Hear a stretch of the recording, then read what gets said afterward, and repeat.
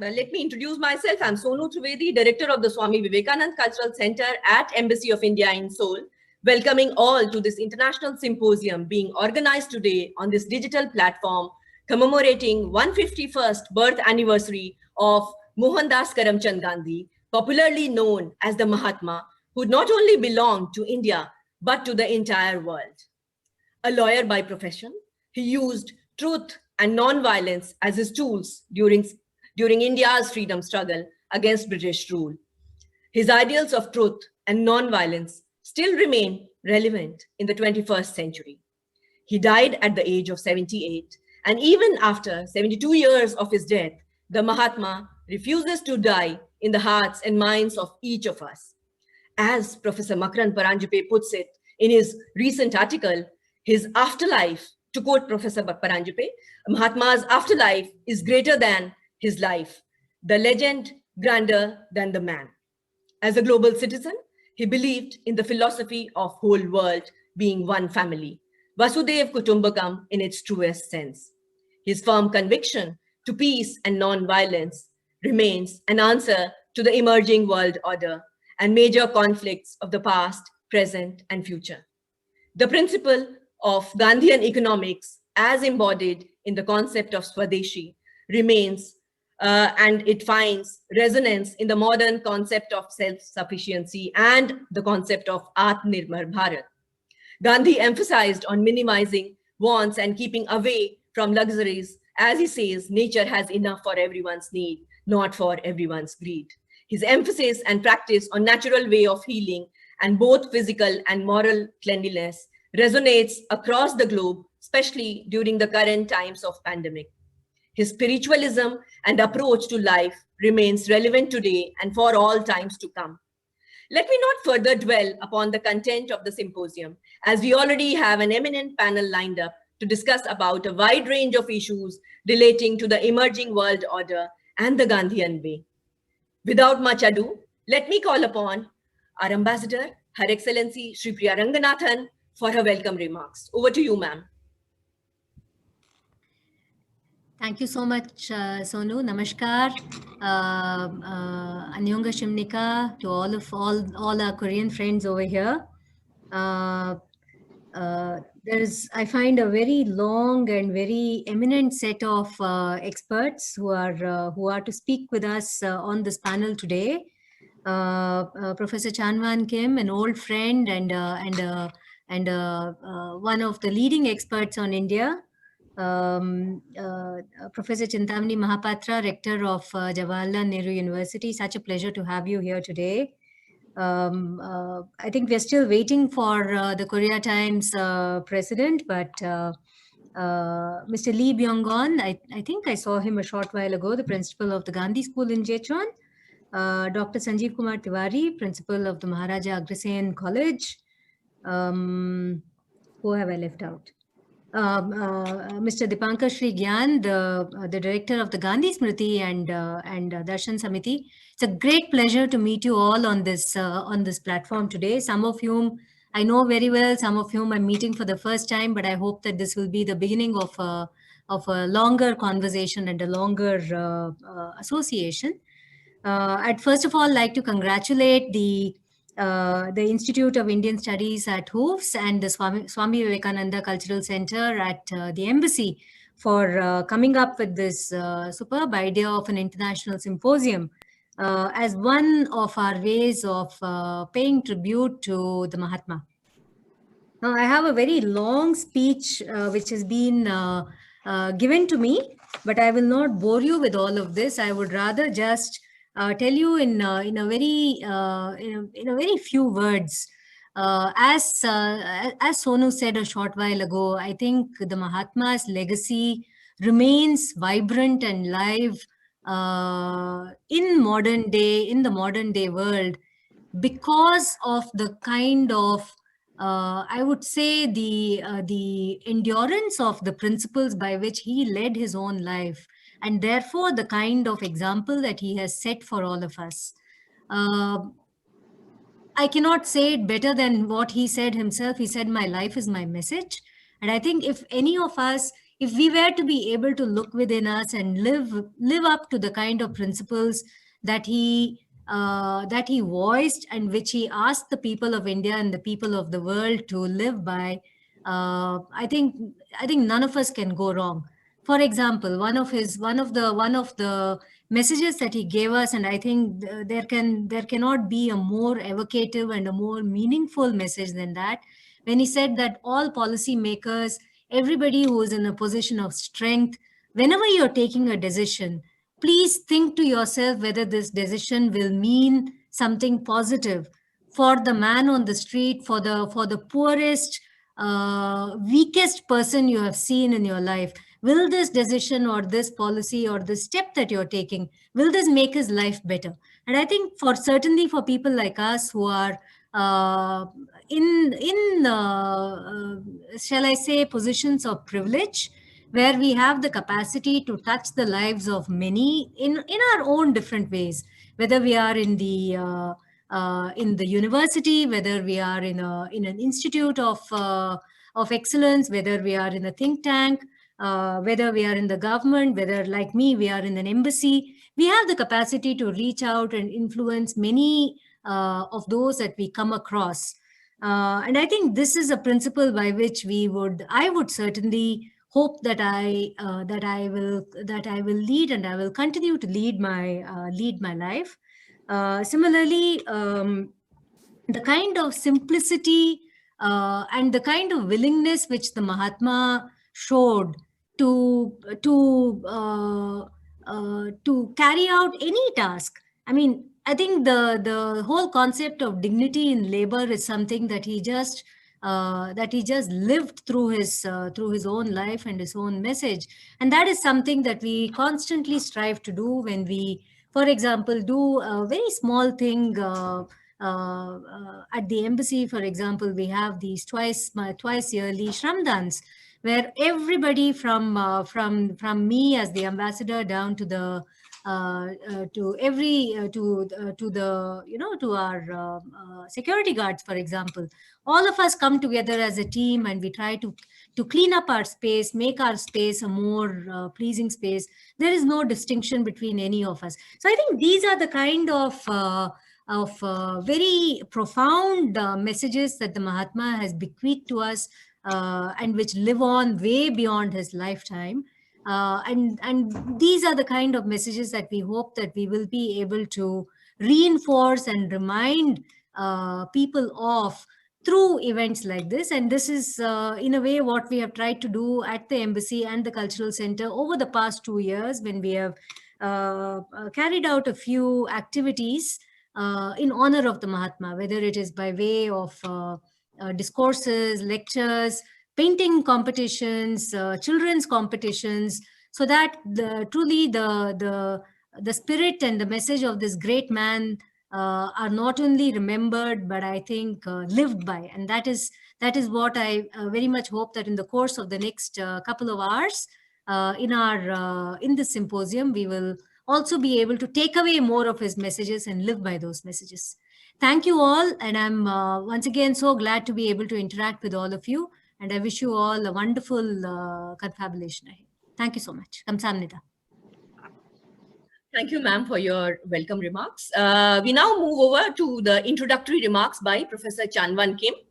Professor Kim is a professor at Graduate School of International and Area Studies at Hankook University of Foreign Studies, based in Seoul.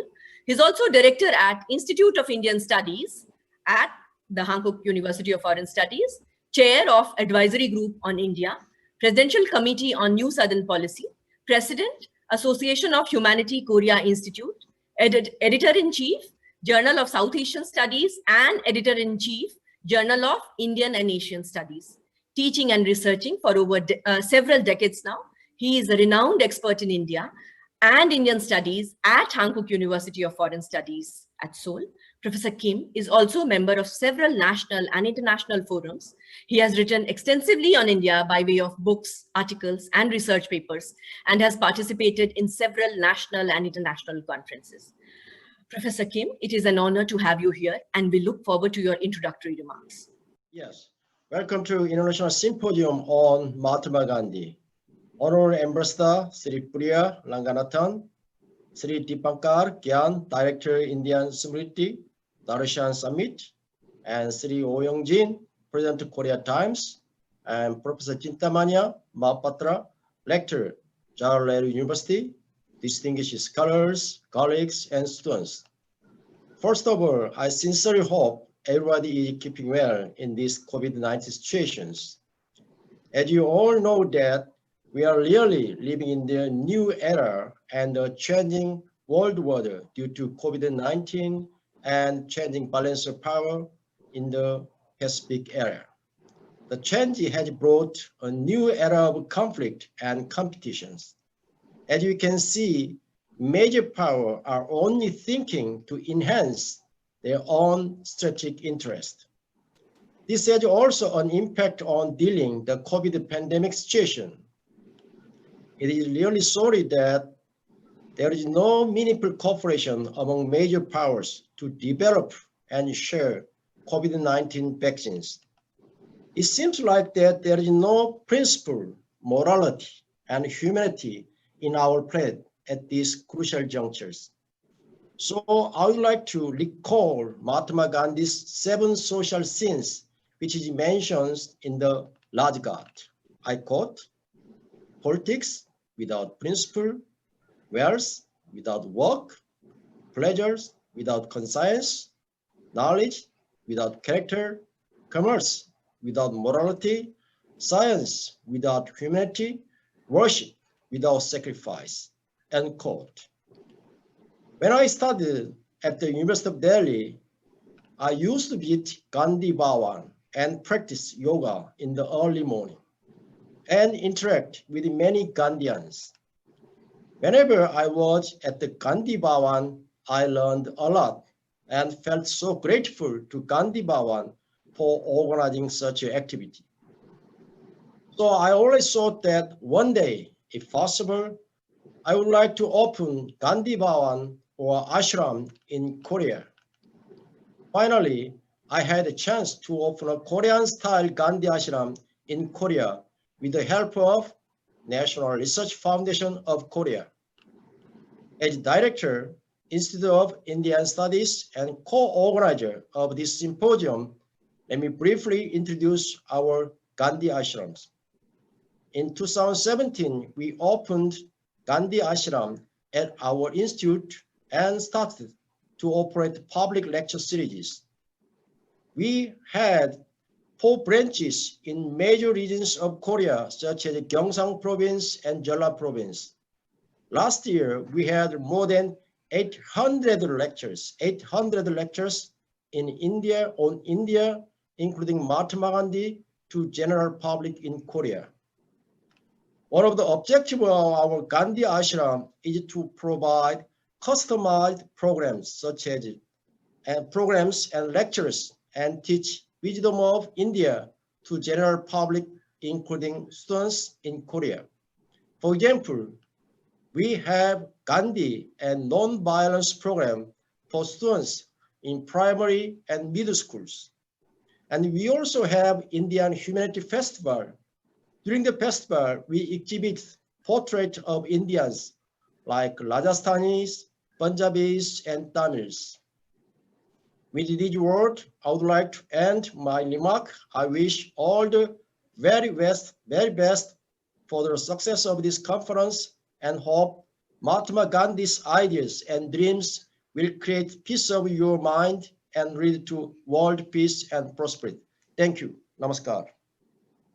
Thank you, Professor Kim, for your introductory remarks and also introducing the Gandhi Ashram, the initiative which you have taken at Institute of Indian Studies at HOOFs. Many thanks for also collaborating in organizing this very, very important international symposium. We now move forward to the keynote address by Sri Dipankar Sri Gyan, who is the director of Gandhi Smriti and Darshan Samiti. I'm extremely honored to have you amongst us. And let me tell you that he's one of the finest mind and Gandhian scholar and an administrator as well.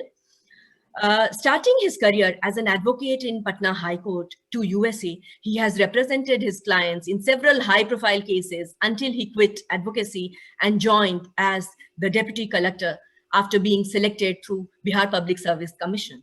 He has worked in various administrative capacities in different districts of Bihar and Jharkhand and the state secretariats. In 2007, he was selected to work as Deputy Director at Council for Advancement of People's Action and Rural Technology, which is a part of Ministry of Rural Development of Government of India. In 2012, he joined as a Deputy Director Training at the State Institute of Rural Development, Ranchi, which is a part of Government of Jharkhand, where he has trained many probationers, IAS, IPS, IFS, and state service officers. Shri Gyan is a known trainer in Jharkhand in service matters, soft skills, rural development, and Panchayati Raj. In 2013, Shri Gyan joined as the Deputy Director at Shri Krishna Institute of Public Administration, Ranchi, Government of Jharkhand. He was also awarded Gandhi Vinoba Peace Prize in 2016 for his distinguished services. It is a personal pleasure and delight to welcome you for today's International Symposium on Emerging World Order and the Gandhian Way. And I look forward to your special address. Over to you, Shri Gyanji. Namaskar. Honorable Ambassador Priya Ranganathanji, respected Sonu Trivedi-ji, Professor Chan Wan King, Mr. O. Young Jin, Professor Chintamani Mahapatra, and all the esteemed guests participating in this webinar. A very warm good afternoon on behalf of India and Gandhi Smriti Darshan Samiti. Today, we are here to discuss emerging world order and the Gandhian way. While the pandemic necessitates the accent of global solidarity, we find different countries and groups trying to outmaneuver others at the cost of global peace. The specter of world war and even the Cold War period stands before the global community. Such aggressive posturing and warlike situation do not benefit anyone, and especially when the entire world is going through one of the worst pandemic of the history. A fresh thinking based on the principles of sustainable peace and non-violence needs to be urgently discussed throughout the world. In this context, Mahatma Gandhi's thought can be the guiding post. During the World War II, he said the warring nations are destroying themselves with such fury and ferocity that the end will be mutual exhaustion. He further said, and out of this Holocaust, must arise a new order for which the exploited millions of toilers have so long thirsted. The prayer of peace lovers cannot go in vain. Mahatma Gandhi was convinced that unless the world power stop thinking that only force and power can bring peace, there cannot be lasting peace at the global level. He underlined, I reiterate my conviction that there will be no peace for the allies or the world unless they set their belief in the efficacy of war and its accompanying terrible deception and fraud, and are determined to hammer out real peace based on the freedom and equality of all races and nations. In today's world scenarios, some of the major world powers continue to push for military solutions, to force others to toe their line. History shows that these can never bring lasting peace. In this context, Gandhi has said peace through superior violence inevitably leads to the atom bomb, and all that it stands for, it is the completest negation of non-violence and democracy, which is not possible without the former. I can say with confidence that if the world is to have a peace, non-violence is the means to that end and no others. A critical challenge that the world is facing is hate speech, which is fueling large incident of xenophobia and turmoil in the different parts of the world. In fact, concerned at the increasing conflict fueled by this hate speech worldwide, the United Nations has come up with a plan of action in 2019. As the world grappled with the virus of hate speech, the Gandhian approach can be the apt solution. Mahatma Gandhi had underlined the importance of mutual toleration. He said the golden rule of conduct is mutual toleration, seeing that we will never think alike and we shall always see truth in the fragment and from different angles of vision. Even amongst the most conscientious person, there will be room enough for honest differences of opinion. The only possible rule of conduct in any civilized society is therefore mutual tolerance. Further, Gandhi has noted hatred, some people argue, cannot be turned into love. Those who believe in violence will naturally use it by saying, kill your enemy, injure them. The result will be deeper hatred and counter hatred and the vigilance.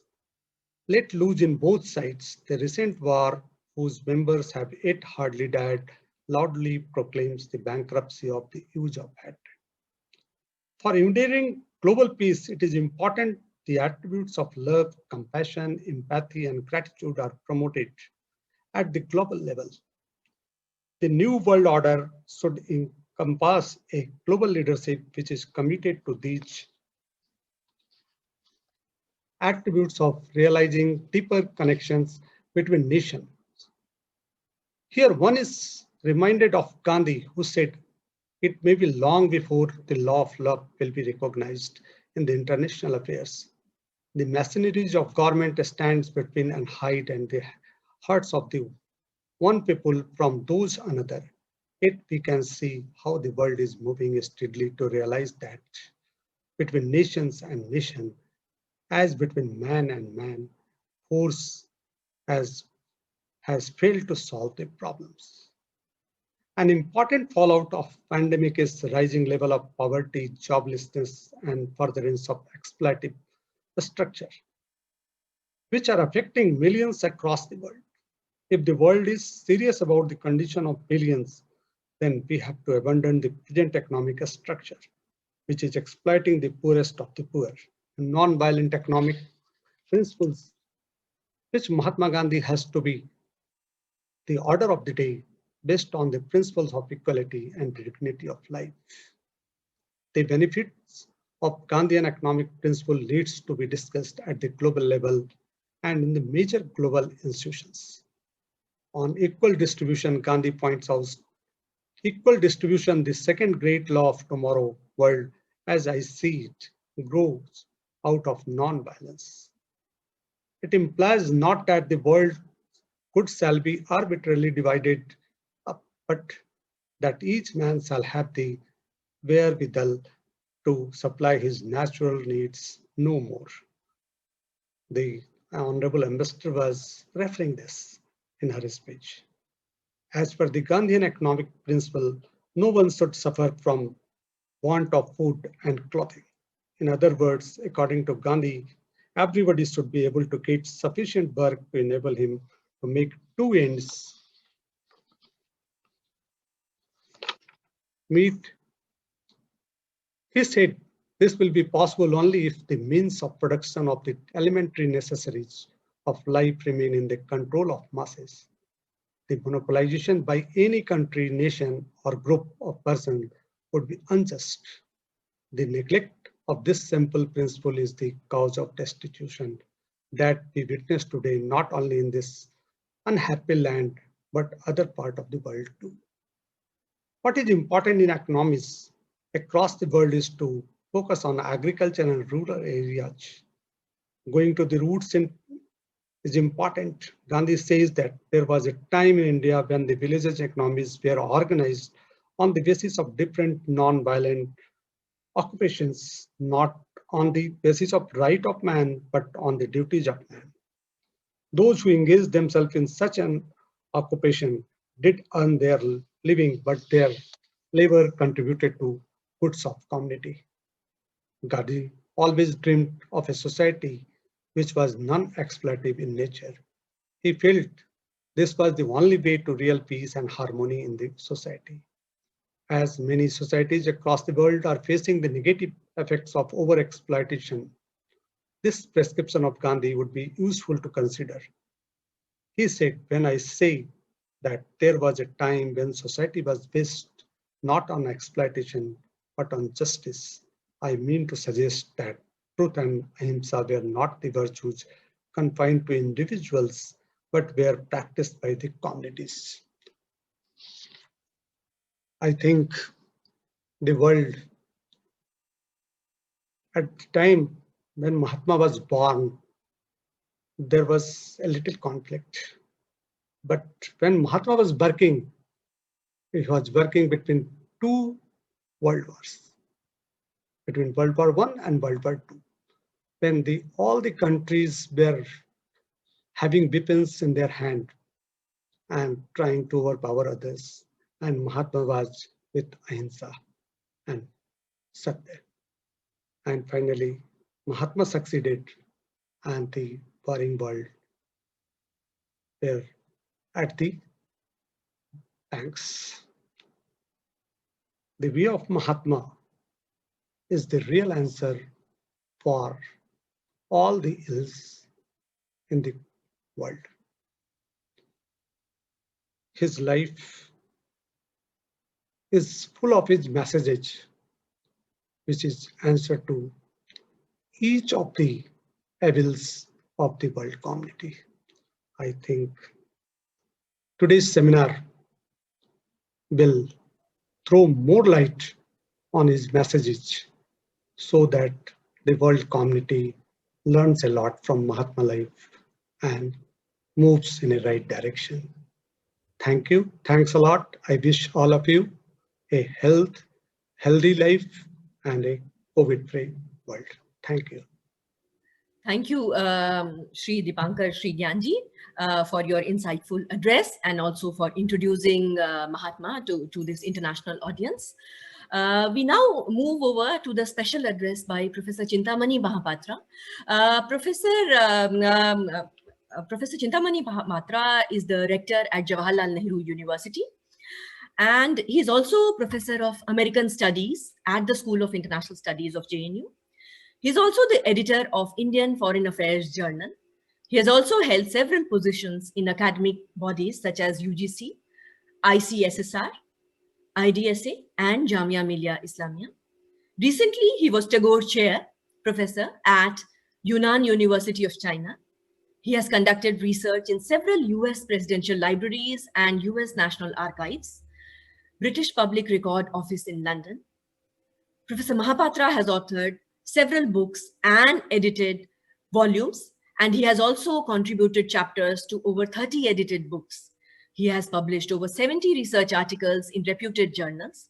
He has been awarded a number of international fellowships, such as Fulbright Fellowship, Commonwealth Fellowship, and Visiting Fellowship to undertake research in United States, United Kingdom, Austria, Australia, and many other countries. He has been a visiting faculty in several UGC-run academic staff colleges, the Foreign Service Institute of Ministry of External Affairs, the National Defense College, Army War College, Naval War College, and the College of Air Warfare. He is also a regular commentator in newspaper and on audiovisual media on international affairs. It is indeed a privilege to welcome you once again, and we look forward to your insightful address, sir. Thank you. Namaskar.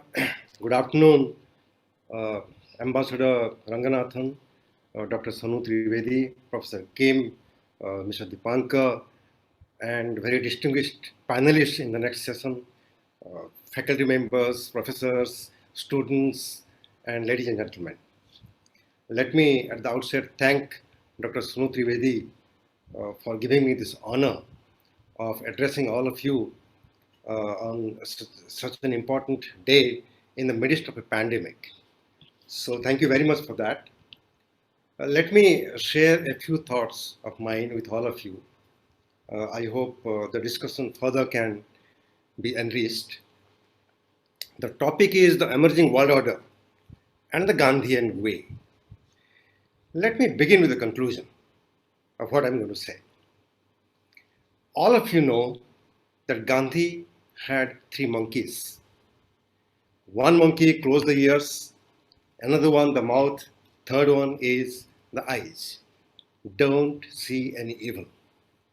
The best ideal world order would be that world order where there will be no evil to see. Don't hear anything evil.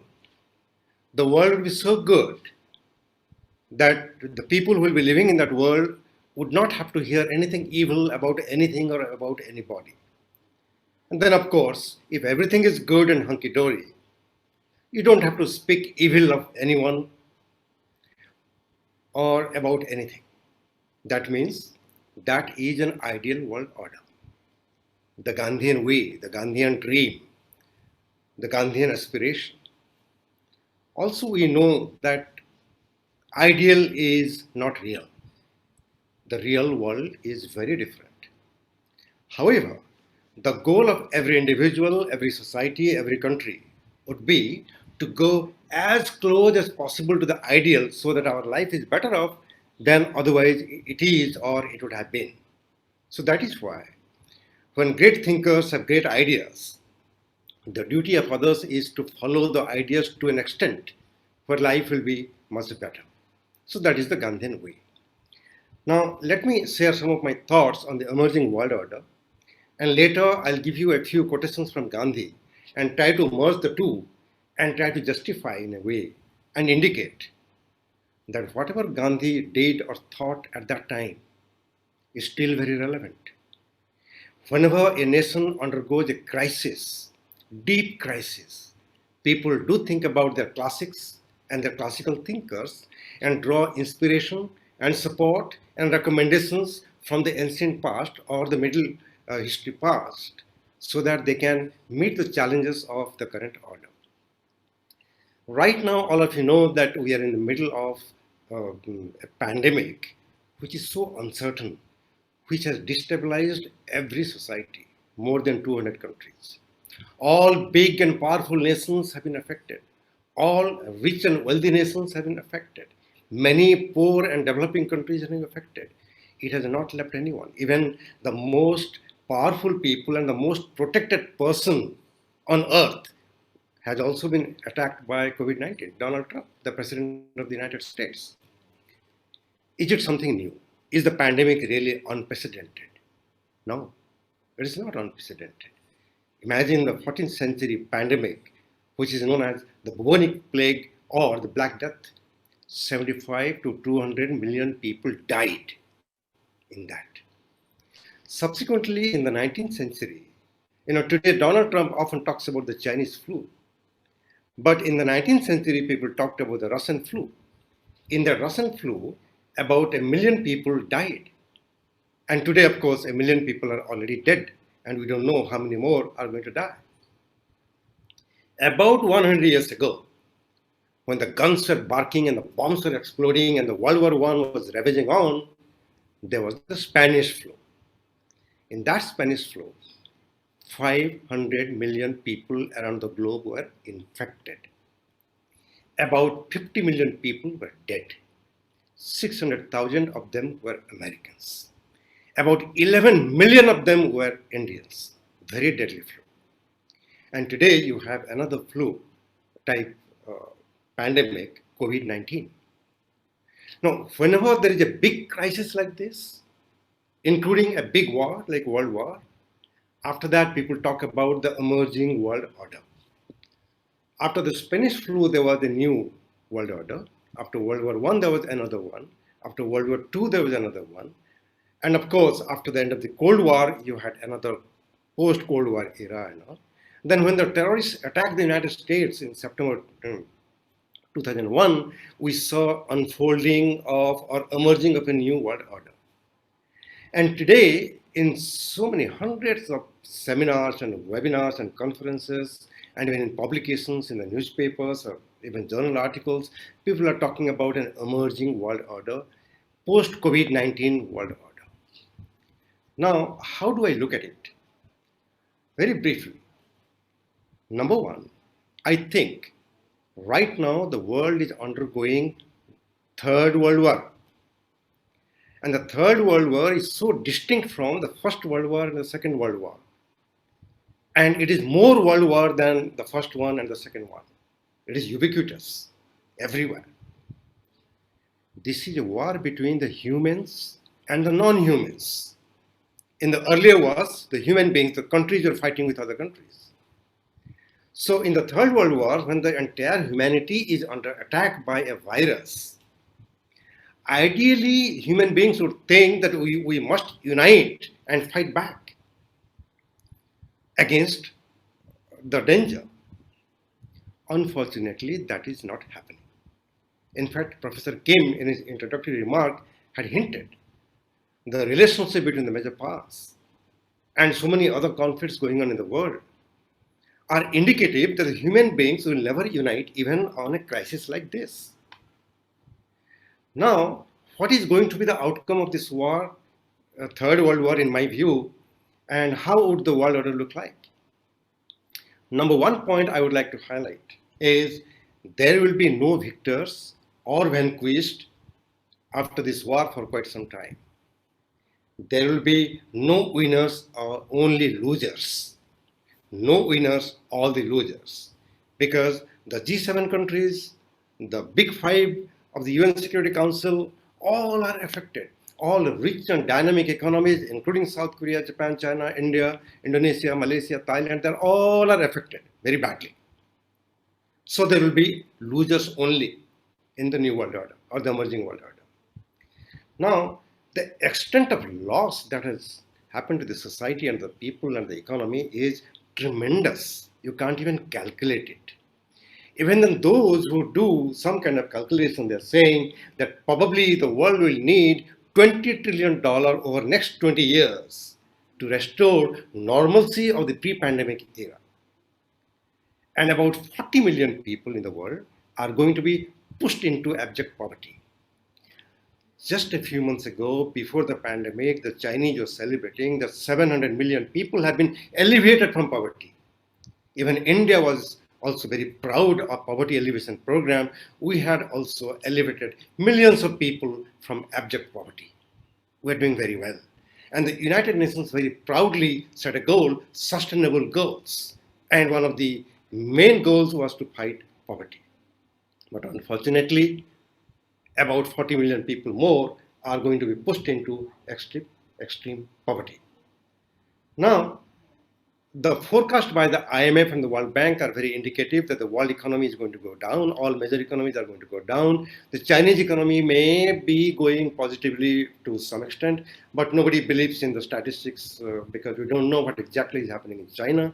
There is no transparency, but only the analysis is going on. Chinese economy is doing okay now. They have been able to win the war against COVID-19, but nobody can verify it at the moment. The whole globe is stuck. So much so that the export-oriented economies of China, South Korea, and so many other countries, where are the demands? Where are the demands for the products? It's not there. And there are companies who are talking about relocating the value chains, the supply chains. That itself is very, very disruptive, and it is going to affect the recovery and all. One of the points that many Indians, of course, know, on a daily basis for hours, the Indian televisions were discussing the plight of the migrant laborers in India, about 100 million of them, who had no jobs. They had to go back home. It was a long march for some of them. It was terrible. Not many analysts talk about roughly about 170 million international migrant laborers. They have been as badly affected. In fact, about 6 million people who are there in the Persian Gulf, they're also international migrants among all these 170. Just before the Great Recession in the 2007-2008 time, when there was a forecast that 5% of the remittances will no longer be possible by all these migrant laborers, there was panic. There was panic because some of the countries' remittances that they were receiving ranged from 5 to 40% of their GDP. A lot of money were sent by these migrant laborers. It was a big gain for foreign exchange. It was a big benefit for hundreds of thousands of families whose standard of living became much better. And today, when they're out of jobs, and some of them are going to return, where are the jobs for them at home? It is terrible, the situation. Now, many people talked about the petrodollars, the oil producing countries making a lot of money. Oil is like the liquid gold. Imagine the plight of the people in the oil producing countries. On the one hand, the pandemic, the health security. On the other hand, the oil price has plummeted. So loss of tremendous amount of revenue. What would they do? It's a double harm on most of the oil producing countries. There are some estimations that they would require $300 billion to restore, and even the World Bank and the IMF is not in a position to dole out that much of money to Northern Africans and the Middle Eastern countries. They are also very badly affected. And millions of people are out of jobs, even in big economies. For example, I'll tell you, in the US, thousands of small companies, even the restaurant owners they are becoming bankrupt. And when the oil prices are going down, you'll be surprised to know that the future market went to negative. Means what? Take some oil and take some money. The oil price was negative, unprecedented, unthinkable for quite some time. And not one or two, thousands of American oil producers within the United States were bankrupt. Now, if they stop oil producing, what will happen to the salaries to be given to the people who are working there? And if they don't stop, there is already an oil glut in the market, including in the United States. What would you do? So it was really terrible. And I think in the emerging world order, the restoration of the economic order is going to take quite some time, partly because of the commodity prices are pretty down, the oil demand has gone down, and the oil revenues of these countries have gone down, and that is why it will take quite a while before we become normal. And what will happen to the liberal international world order that people talk about? Number one, the IMF, the World Bank, the UNO, certainly they will survive, but with probably less fund and more politics. Number two, the European Union, which is almost a quintessence, one of the best examples of regional integration, is in deep trouble. Now Brexit, and before that the Eurozone crisis. And when this COVID-19 affected Italy in such a bad way initially, Italians begged for money and help, and the European Central Bank was not in a position to give them help. Then they raised a question: what is the use of this European Union? So the impact on the regional grouping is going to be tremendous in the emerging world order. We had alliances of all kinds; they have all weakened, and new kind of alliances may be formed. The world is already undergoing what we call deglobalization. It is not the product of the pandemic, but before the pandemic, certain kind of deglobalization had already started because the Western developed countries, they questioned the relevance of globalization. It took a Xi Jinping of China to go to Davos and then, sing a song in praise of globalization. What an irony. And right now, it is going to be more and more. Again, I will repeat what Professor Kim said about the major power relationship when we think about the future. I feel that there is a mini Cold War already going on in the Eurasian landmass between the Americans and the Russians. Syria, Libya, Ukraine, we just name it. And before that, of course, Georgia and all that. There is some kind of cold confrontation already going on in the South China Sea and East China Sea area. I call it cold confrontation and not Cold War for obvious reasons. The confrontation between the US and China cannot be the same as US and USSR kind of Cold War for the simple reason that there is complex interdependence between the economies of the two countries. So in such a scenario, when the world is really facing a lot of problem, people are not united, conflict is going on, whether it is Nagorno-Karabakh there, or it is in the Korean Peninsula to some extent, how the North Koreans came and destroyed the facilities where the diplomats were meeting, and how a South Korean official was killed in North Korea. Then we see what is happening in South China Sea, along the Sino-Indian border, and the East China Sea. China is flexing the military muscle in a very big way. So that means conflict is going on.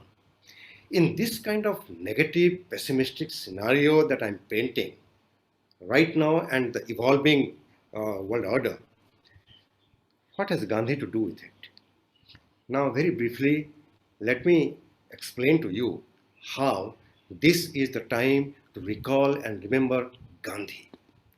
When the Spanish flu was there, Gandhi was a freedom fighter.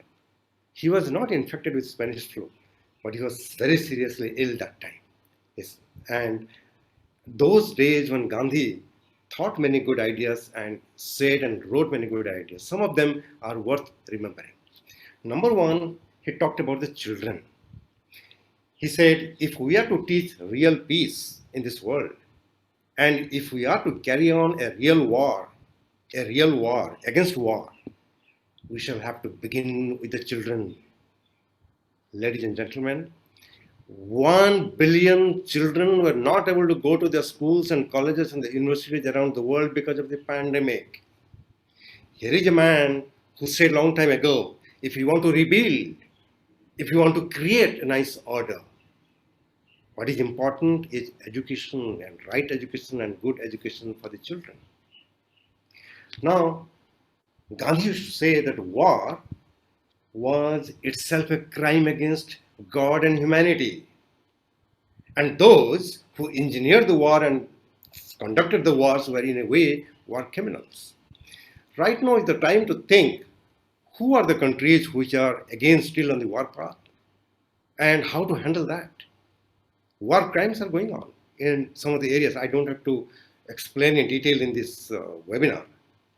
But what Gandhi said, if every leader in the world would think for a moment every day, just half a second, probably the world can be a better world. He said, an eye for an eye, and the whole world goes blind. Revenge is no good. Secondly, we are talking about the health security issues. Hospitals and the health security system anywhere in the world, including in the United States, was not prepared to face a situation like this, the pandemic. Of course, countries like South Korea did so very well from the very beginning and became a model. Of course, Taiwan has been doing so wonderfully in fighting the thing, but in a large part of the world, people didn't think much about health issues. So here, this is where I would like to emphasize the contribution of India to this concept of health security. Number one, of course, Gandhi himself, he said, it is health that is real wealth and not pieces of gold and silver. And let me add the territories of other countries.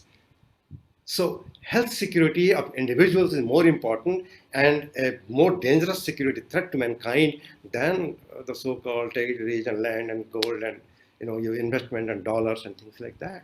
This is what Gandhi said. So health issue in the future, if all the countries really focus on it and not, again, Professor Kim talked about the politics of vaccine. If those politics of vaccines are sidelined and countries really collaborate, then that will be a better world order.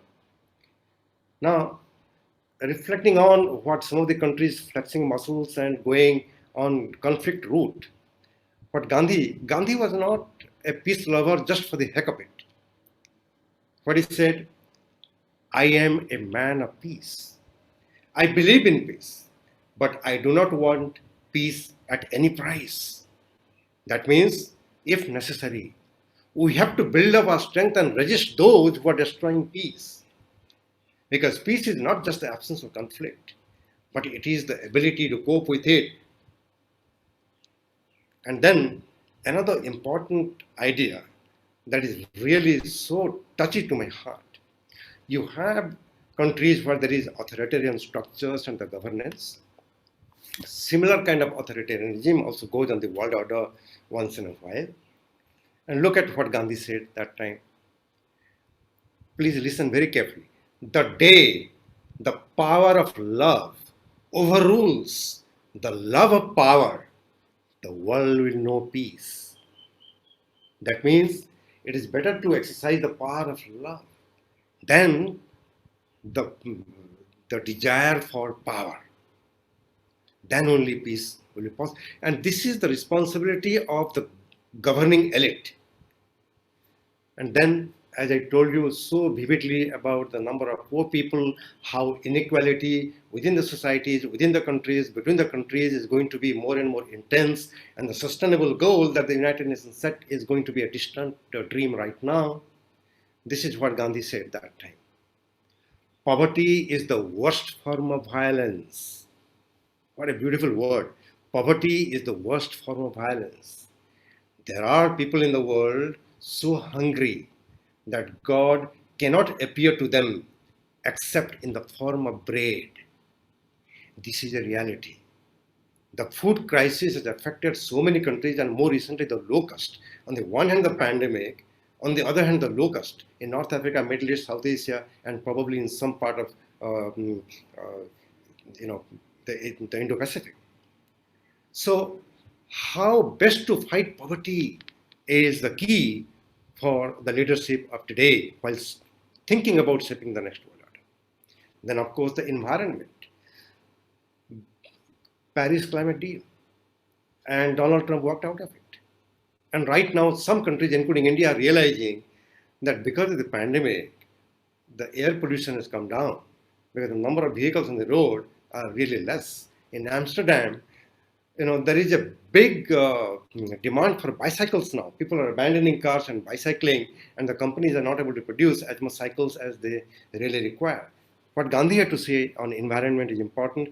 I think Dr. Sonu Trivedi already made one remark on that. What we are doing to the forests of the world is but a mirror reflection of what we are doing to ourselves and one another. Earth provides enough to satisfy for every man's needs, but not every man's greed. This is what Gandhi had to say. And then, of course, about the animals, again, part of the environmental quotes, the greatness of a nation can be judged by the way its animals are treated. Now, when big people, big leaders, big thinkers say something, those words are treasures. And at the time of difficulties, if we open the pages and read them, certainly we'll get not only inspiration, but some way to resolve the crisis and move ahead in life. But it should not be confined to the webinars. It has to get into the head of the governing elite. Then probably life will be better for all of us together in a beautiful planet like us, which is systematically under challenge, under threat. Finally, I would like to again thank all of you for giving me this great honor to share a few ideas that I have on this crucial theme and a great personality. There was only one Gandhi. There will be no second Gandhi. But if we can increase the number of Gandhians, again, the life will certainly be more peaceful. Thank you so much. Thank you. Thank you. Thank you, Professor Mahapatra, for your perspectives on New World Order that has emerged in the contemporary times. And very well, you have placed Gandhi's relevance in these times of pandemic. Many, many thanks once again for accepting our invitation and giving your special address. We now move over to Mr. Oh Young-jin. I'm especially delighted to call upon now Mr. Oh Young-jin for the special address, who is the president of Korea's leading English daily, the Korea Times.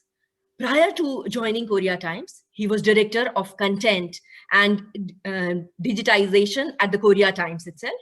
He joined the Korea Times in 1988. The same year, Seoul hosted the Summer Olympic Games. He worked at various desks covering politics, business, and the city, both as reporter and desk editor, before becoming its managing editor in 2012. In 2015, he became the chief editor, writer, and then digital managing editor and director of content and digitization. Mr. Oh was also the foreign press secretary for Cheongwa-dae during the President Roh Moo-yong administration. Given his deep knowledge about the domestic and foreign policy of Republic of Korea and his several decades of experience in journalism, I'm sure his special address would bring various dimensions and nuances of the emerging world order and the relevance of Gandhian way. Over to you, Mr. Oh Young-jin. We look forward to your special address. The topic I want to talk about today is something we all felt, but I think the COVID-19 kind of takes some kind of urgency, high degree of urgency from this issue away. I want to talk about the topic is, title. I put the title, China over US or US over China.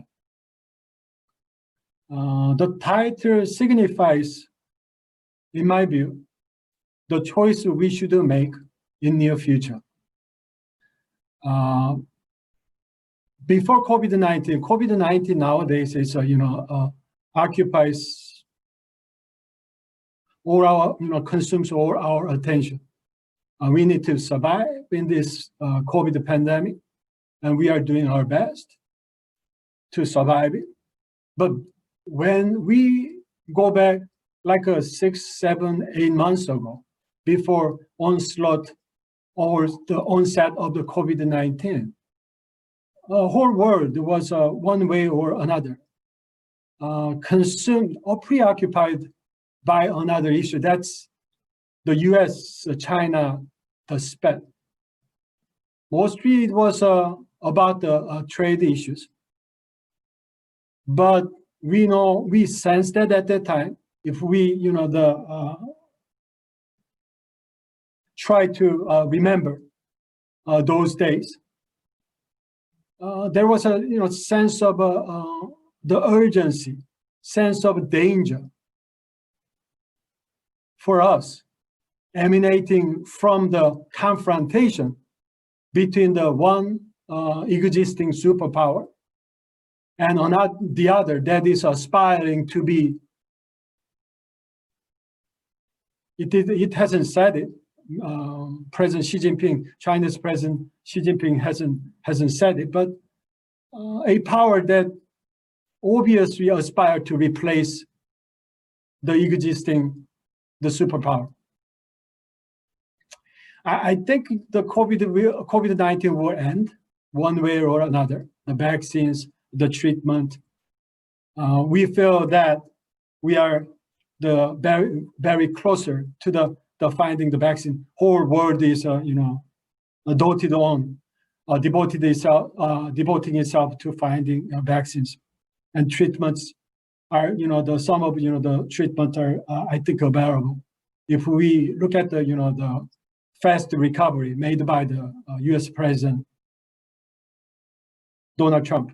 But anyway, when COVID-19 ends, I think the world will certainly go back in some clicks and get its all the preoccupation back. That's the U.S.-China confrontation standoff. I think for the rest of the world, it cannot be more important. It's not just the U.S. and the China. It's not just one of the small countries. It's the United States has set the global rules for many decades, and the China is obviously wants to do the same. And I think it's depending on this standoff between the two big powers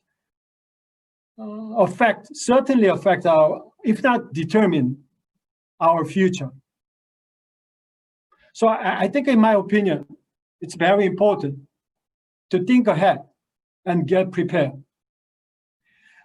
I think there's the many ways of the rest of us get prepared for the world that comes after or in the middle of the two countries confrontation. And I think we need the correct view on this issue. Right now, there's two competing the views on this one.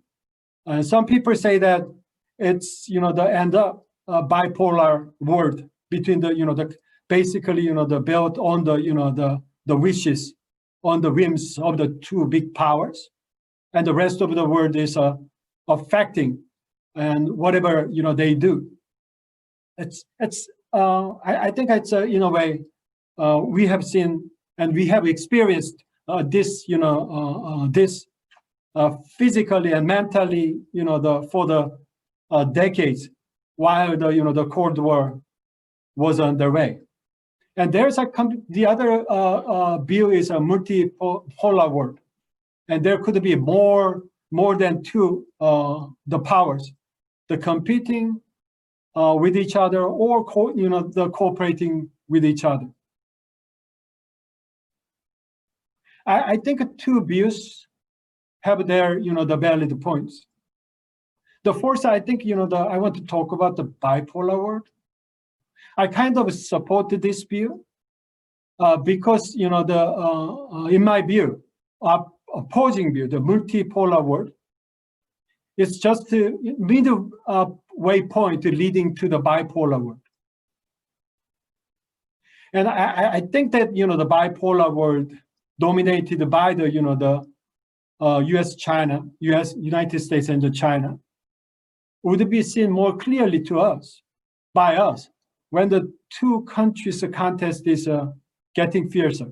In other words, the peace we have, whether I think you can dispute my use of that word, and my the previous the speaker talked about the one interpretation of peace, I think. But on the top of that, that we are experiencing the COVID-19 pandemic. So whether we call it peace or not, it's this.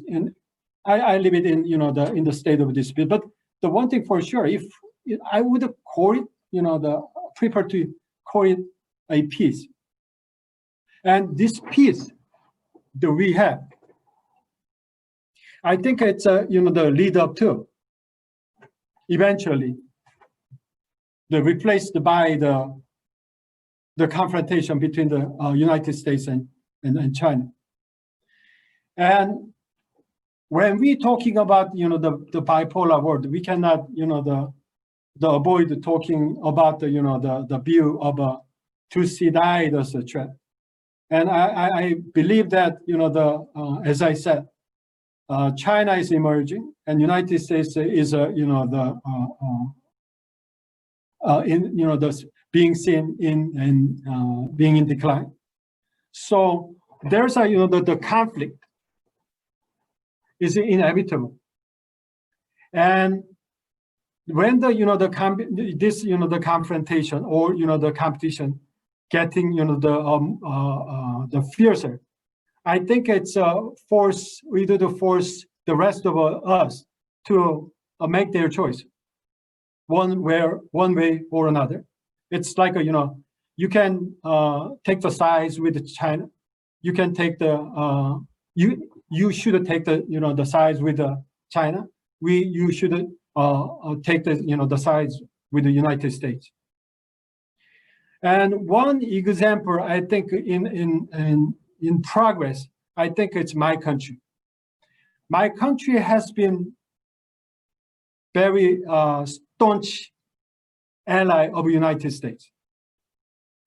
But nowadays, I think the Korea is having second thoughts. Obviously, it is because of the China's geography. It is very close to the Korea is very close to China, and it's also there's the trade factor. The China is the biggest trading partner for Korea, and on the top of that, the China is exerting it's a clout nowadays, and we are affecting, and we are in a way, particularly this Moon Jae-in administration, in having a serious thought how to the balance. It's a traditional alliance with the United States, and with it's a new relationship with China.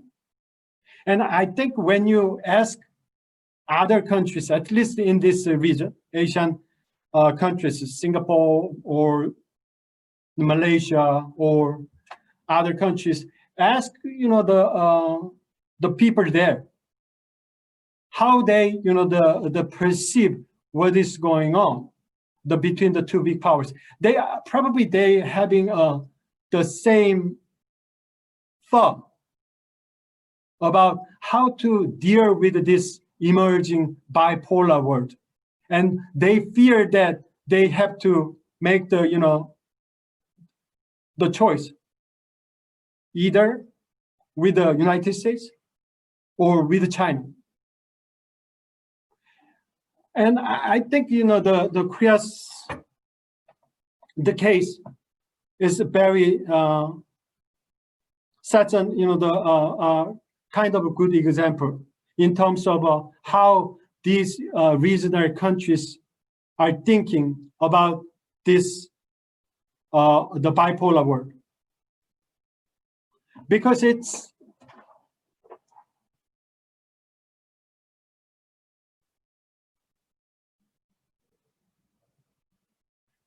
the Korea,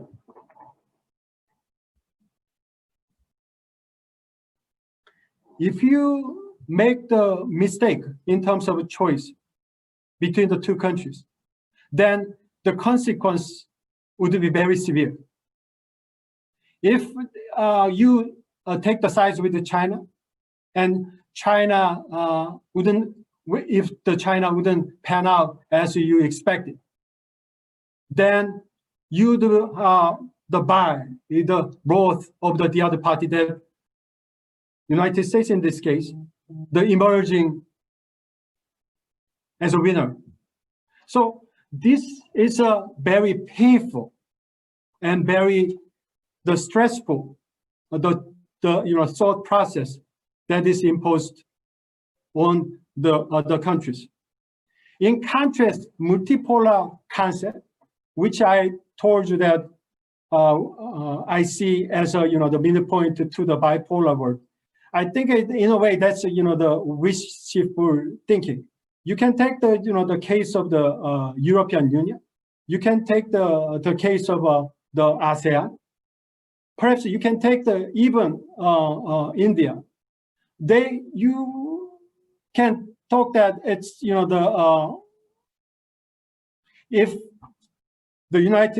China's the growth in power influence is somehow moderated, and the United States decline is a kind of managed in a way, then you may have the multipolar world in which everybody have a relatively equal say in the matters they're affecting the region. But that's I think it's the open whispered thinking for the the winner powers. If we are realistic, we need to see the the bipolar world, rather than multipolar world, the whispered thinking I said, and to make the the preparation, make the adjustment for the new world order. New world order, new bipolar, new world order. And that's, I think it's the better way than the the multipolar world. That's my the conclusion. So if you have questions, please share those questions with me. Thank you, Mr. Yojin Young, for your insights and sharing your views on the international world order and what is happening in Republic of Korea vis-a-vis US and China. Many thanks, and we will open the floor for questions after some of the presentations which will be made by our other Korean and Indian scholars who have joined. And meanwhile, right now we have just completed the first session, and I'm really thankful to all the speakers for your brilliant exposition. And we quickly move over to a musical rendition on Vaishnav Janto Tene Kahiye by Miss Lee Yeon Hai, who is a Korean folk singer. This musical rendition was prepared by Miss Lee as her contribution towards the 150th birth anniversary of Mahatma Gandhi last year, which was initiated by Ministry of External Affairs, Government of India, where more than artists from 124 countries came together to pay homage to Mahatma. So we would like you to just see this musical rendition, which is for almost 3 to 4 minutes.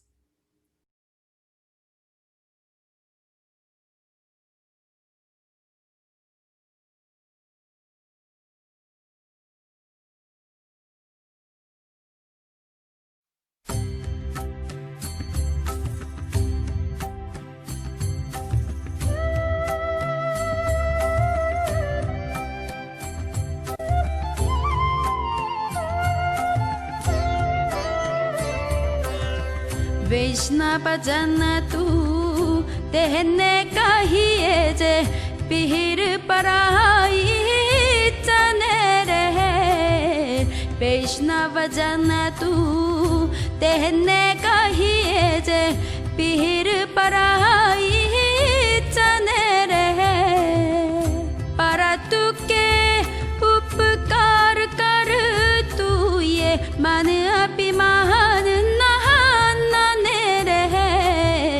वैष्णव जन तू तेहने कहिए जे पीर पराई चने रहे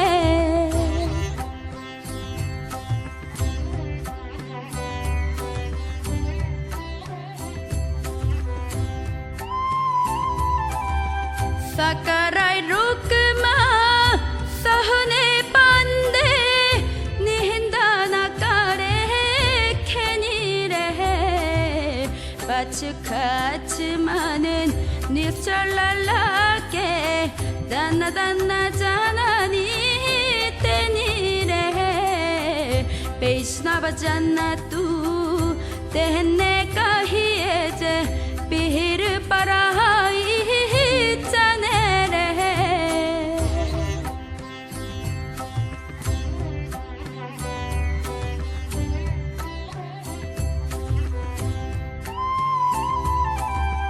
Samatruistine Trisnatiaki Parasturitene Mature Chupataki Asatyana Pore Paratana Pujari Hature Vaishnava Jana tu Tehne Kahiye je Pihir Parai चने रहे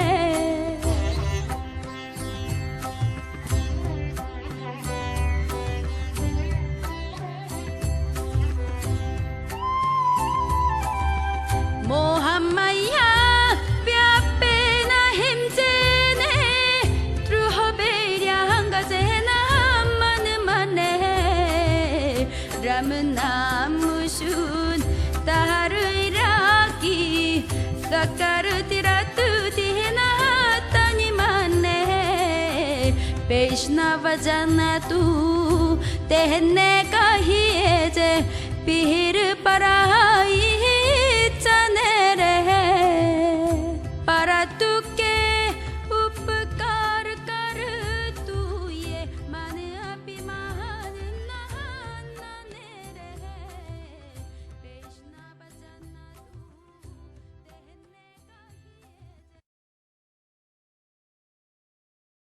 We now immediately move to the second section. And let me welcome the 4 scholars who have joined here from India and Korea. The first scholar in this series is Mr. Lee Byung-gon, who is the principal of Jecheon Gandhi School. We also have with us Dr. Sanjeev Kumar Tiwari, who is the principal of Maharaja Agrasen College, University of Delhi. The third scholar who will do the presentation in this session is Dr. Ji Yong Jong, who is a research professor at Institute of Indian Studies at Hankook University of Foreign Studies. And finally, we have Dr. Priya Bhalla, who is a former fellow and who is also teaching at Motilal Nehru College at University of Delhi. She was a former fellow at Nehru Memorial Museum and Library. So now let us immediately go to the first speaker, Mr. Lee Byung-gon. Let me briefly introduce him. Mr. Lee Byung-gon is the principal of Jechon Gandhi School since 2017. Having graduated from Department of Education from Korea University, he joined as a researcher in Gyeonggi Institute of Education. He was also a visiting professor in Songgyeonggu University and director at Gongmyeong Lifelong Learning Center. In 2017, he joined as the head teacher at Gandhi School at Jechon. This Gandhi School is famous for devising alternative ways of learning and conducts education according to a student's aptitude.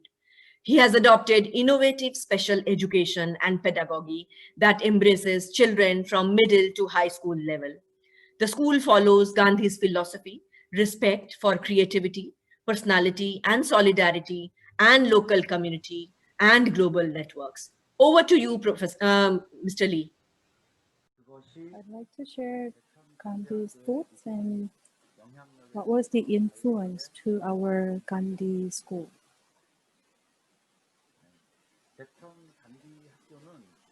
Jechon Gandhi School was founded in 1997 in Sancheong. And since then, in 5 years, we moved to the current location, which is in Jechon. It takes about 2.5 hours from Seoul. And as you can see on the screen, this is our previous primary school. We reused this primary school building to build our school. In 2006 and 2007, we added high school courses.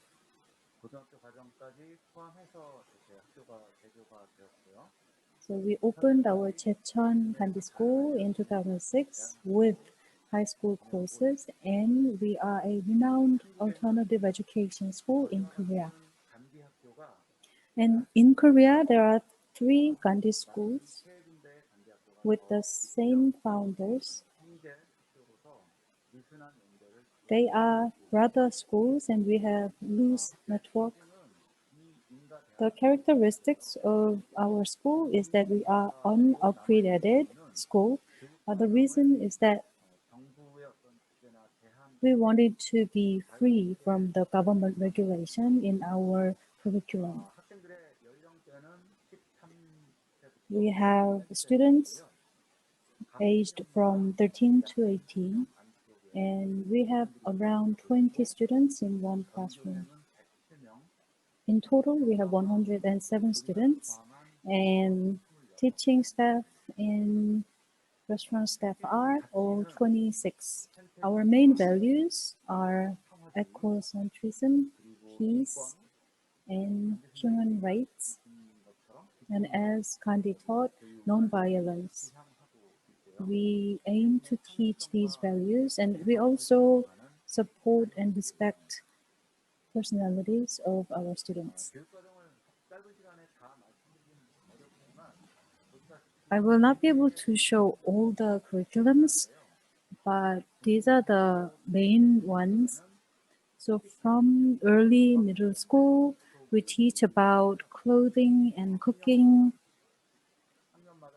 And as you can see, in every grade, we have different thematic projects. As Gandhi said, during these processes, students learn by doing, and in labor, they collaborate within the community. We cherish that experience in the community. And on the far right, you have these workshop programs. We have 7 workshops. So for those in 3rd and 4th grades, they take these workshop programs. Another characteristics of our school is that between grade 1 to grade 4,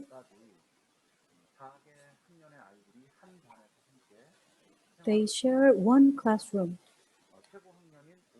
And the highest grades, 5th and 6th, they have opportunity to search for their future career. This is our timetable sample of students. As you can see, the red blocks are for inclusive times with their head teachers, and the orange color areas are the diverse classes where students get to choose freely. And the blue block is, as I mentioned before, the 7 workshop programs. So students go to this workshop to learn by doing. And the green box are called Open Wednesday. There's no official curriculum for Open Wednesday, and students can plan their own classes for this special day.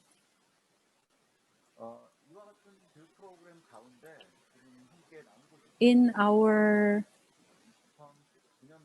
diverse programs, I would like to introduce about my overseas program in 2019. It was Overseas Moving School to India. The year 5 students went to this trip from September to October last year for about 6 weeks. And the title of the trip was To the Origin.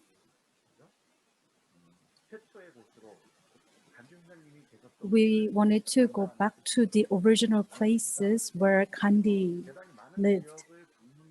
We visited many places in India, and the most impressive to students were the Paramhasi Ashram and also Sevagram Anandariketam School, because they stayed there for 8 days with the local students and teachers. And also Mumbai, Dharamsala, Delhi, and Dandi Beach, we included that in our trip. Our students in this trip, they were very impressed by what they saw in India and also about the community. They could reflect on what it represents. And many students wanted to learn more about Gandhi's philosophy. They were exposed to different culture, different ethnics, and they realized their own identity as a citizen of Asian community.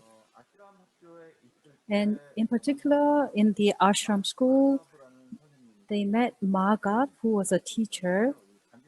They taught spinning to our students, which was practiced by Gandhi. And they loved it. They talked about it after going back to Korea. This was a photo taken at the time.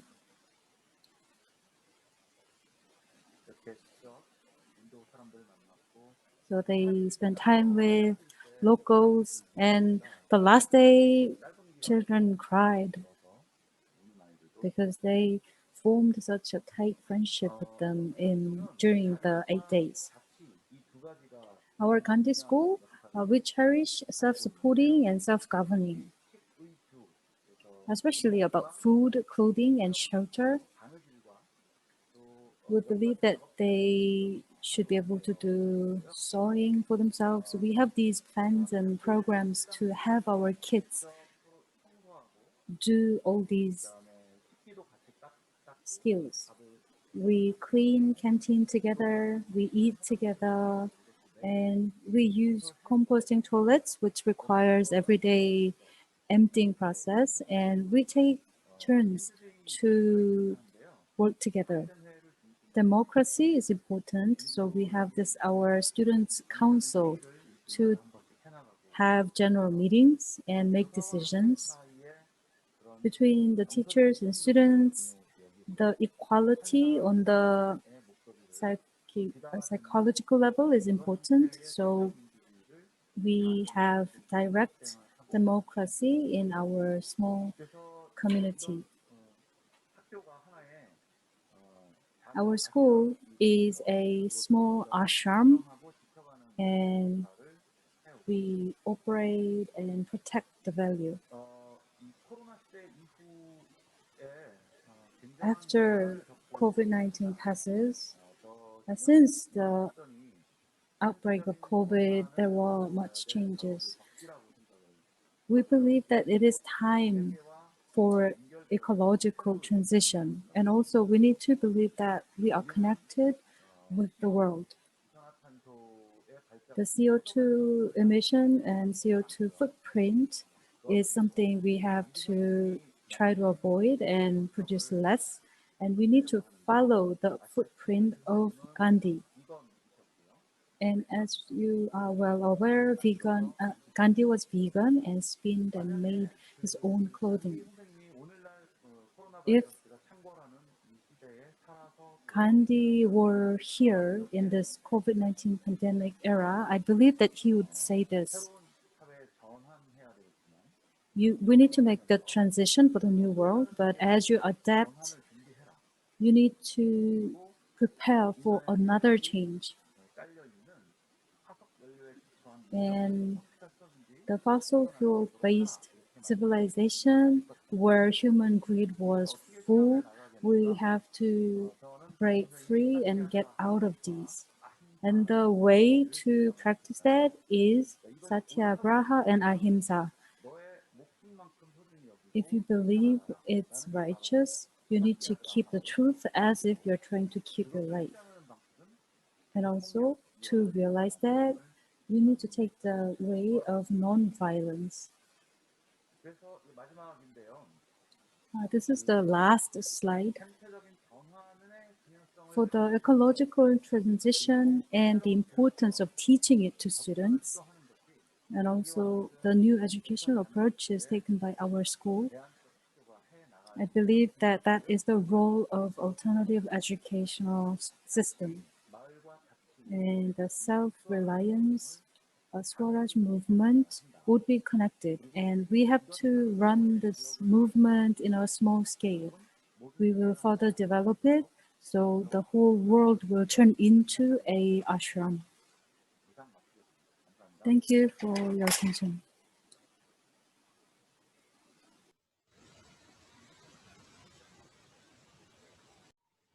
Thank you. Thank you, Mr. Lee, for your insightful presentation and also introducing us with the Gandhi School. And it was quite a pleasure, and it was really nice for us to know about the experience of the school visiting to India and the sweet memories they carried from India during their visit. And we hope to carry forward this interaction between your school and between the schools in India in the future period of time too. We now move over to the next speaker, Dr. Sanjeev Kumar Tiwari, who is the principal at Maharaja Agrasen College, University of Delhi.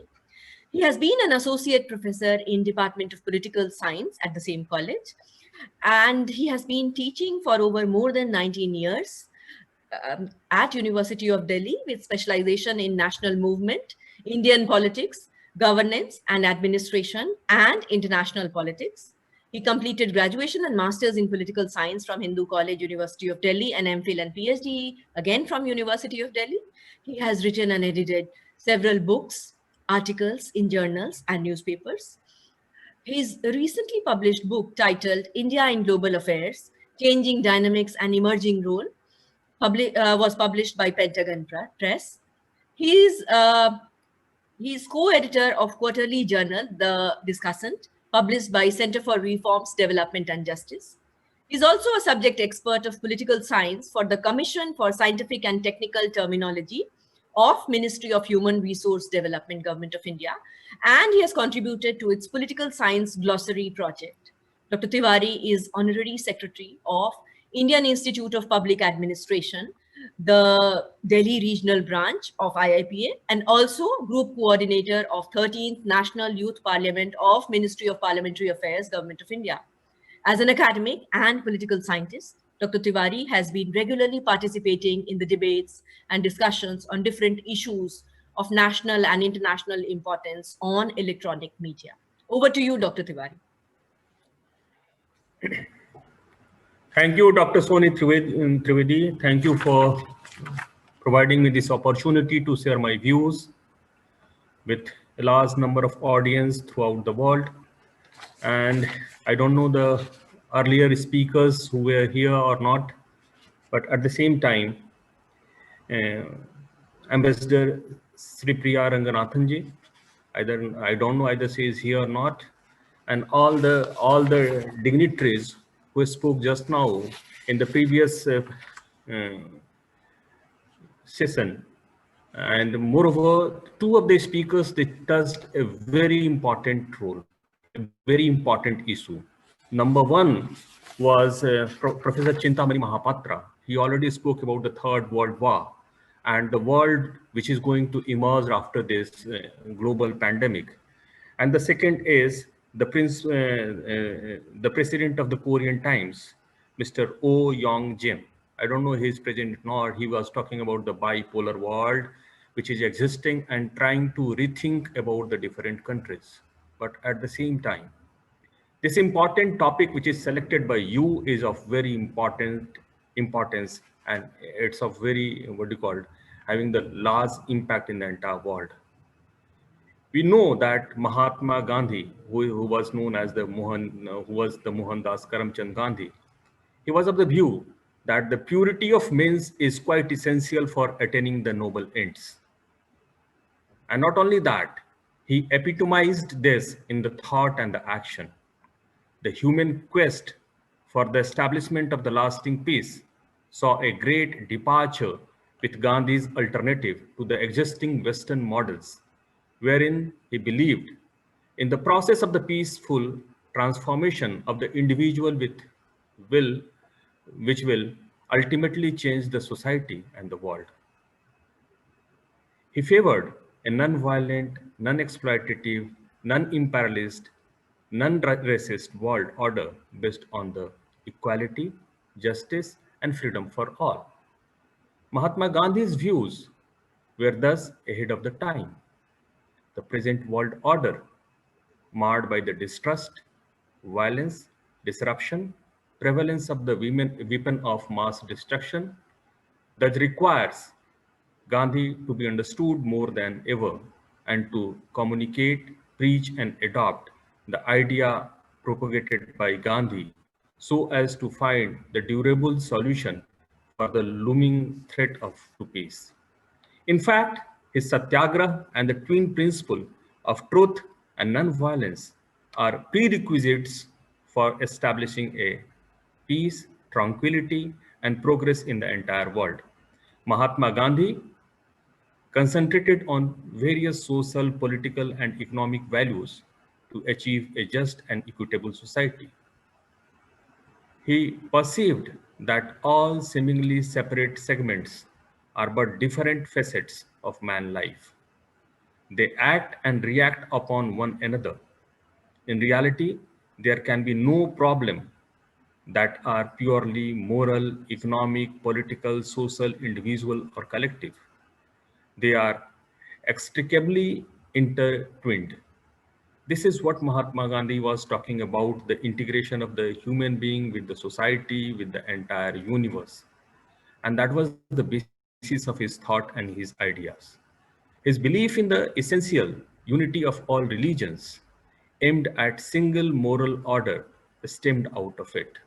The scale of communal violence that world is experiencing today needs Gandhi's moral policing and his thought of humanism, secularism, pluralism more than ever.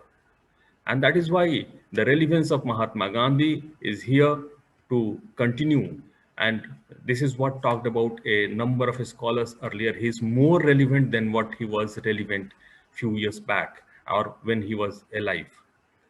Gandhi's vision for the world order was based on the mutual interdependence of the nations, adopting non-violence as tool of establishing a just society, firm resistance to the forces of imperialism and colonialism, and leaving the developing of the nuclear weapons aside.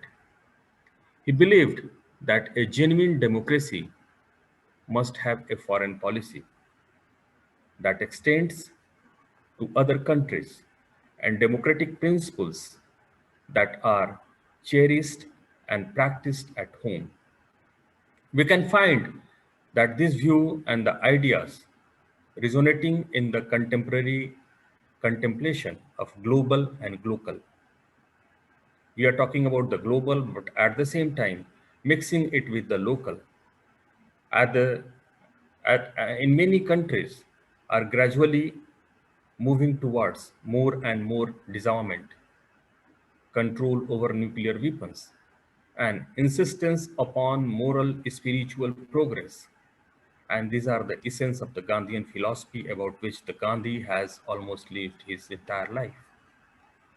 His contemporary relevance can be more measured from the fact that at a time when the world is whirling under the burden of the global warming, climate change, and the resource crunch, most nations are even the United Nations has recognized Gandhian idea of sustainable development. It was just talked by a number of scholars just now about the global warming and the climate change, that how it's going to affect the entire world and how the human lives are going to be threatened because of the race for the development among the different countries. Behind all the climate deals, environmental conservation, treaties, and sustainable development goals of the UN, Gandhian views of self-sustenance operates as the driving philosophy. In the rising specter of the conflict which face the world today, and especially after this COVID-19 crisis, Gandhi's concept of non-violent protest, emphasis on the means as ends in themselves, the insistence on conversion of opponent rather than the coercion and recognized as the important more than ever. The gap between what we do and what we are capable of doing, as envisioned by Gandhiji, will always keep him alive and his ideas and the worldview relevant. The post-COVID-19 emerging world order, about which two of the scholars they have already talked, will need to the talisman of Gandhiji more than ever. And it was simple living, high thinking, and what was called the world has enough for everyone's need, but not enough for everyone's greed. His political philosophy of Sarvodaya, which means universal uplift or progress to all, which was influenced by John Ruskin's Unto the Last, is again relevant today. In the emerging world order, where expansionism, unlawful encroachment, terrorism, ruthless exploitation of the natural resources, climate change, greed to accumulate more and more, uncontrolled race for armament, and threat to the entire world peace, which can be viewed as the steps taken by a number of countries, including that of the China, Iran, North Korea, Turkey, etc. And nowadays, the conflict which is happening in the European region between the Armenia and Azerbaijan could be seen the threat to the entire world. These are some of the sparkings which could be converted into the full-fledged world war. And that is why the need of Mahatma Gandhi thoughts are still relevant. And his philosophy of Satya and Ahimsa, that is the truth and non-violence, became more relevant in today's world. He was quite right when he quoted, "Happiness is when what you think, what you say, and what you do are in harmony." But the different countries of the world, and particularly the countries which are basically trying to emerge as the world power, there is no harmony among those countries. And that is why the world is sitting on the brink of the Third World War. Now, today, in this emerging relationship, in this world, Mahatma Gandhi's thoughts are still relevant. We need to practice him more. We need to leave Mahatma Gandhi more and then only the world peace could be possible, and we could control, contain, and postpone the Third World War, which is already here. With these words, I would again thank you, Dr. Sonu Trivedi ji, and other participants for organizing this wonderful workshop, international workshop. Thank you very much.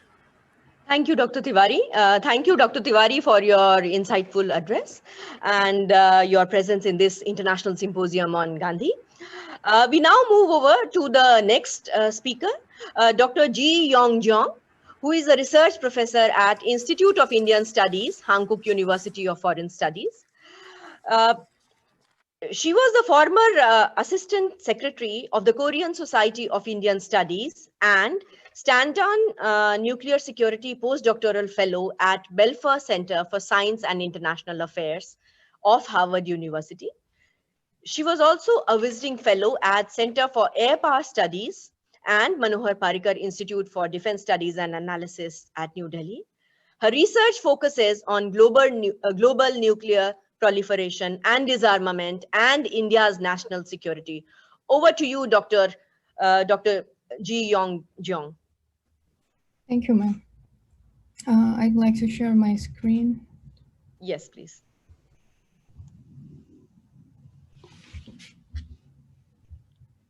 Could you see my screen? Yes. Okay, thank you. Thank you very much for having me here. It's my pleasure to be with distinguished guests.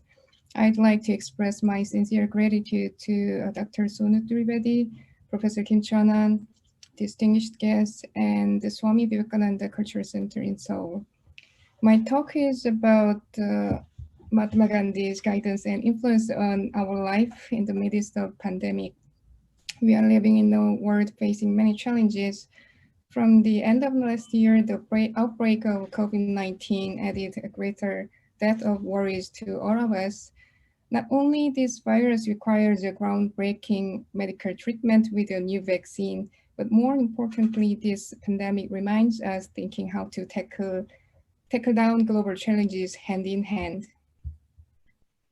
So at this important point, one can remind the great lesson from Mahatma Gandhi: suppressing self-interest and encouraging collaboration to overcome this pandemic is seriously required today. Mahatma Gandhi's philosophy of nonviolent political struggle for India's independence encouraged many how to achieve the goal in a harmonious way.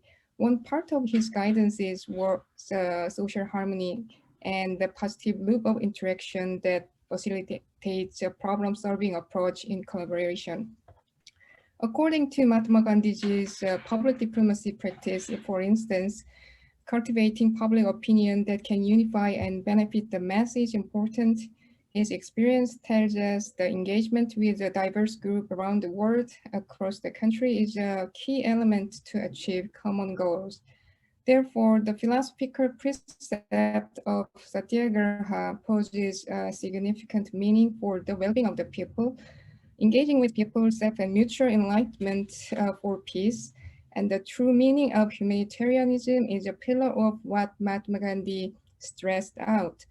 His philosophy lasts long and having an enduring effect, like Joseph Nye mentioned, Mahatma Gandhi was able to attract moderate majorities over time, and the consequences were impressive both in effectiveness and in ethical terms. Several researches were developed to reinterpret Mahatma Gandhi's legacy. One of the issues in the international relations is public diplomacy and people-to-people contact. Initially, it was an emerging area of soft power in international relations. As soft power values the multicultural ethos, it refreshed hard power advocates, the majority of scholars in international relations. The distinguished value of the soft power, which India contains, are deeper and larger than any other country.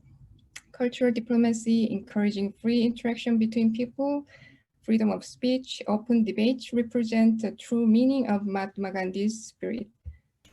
So his philosophy is even more important today while we are walking through the tunnel of this pandemic.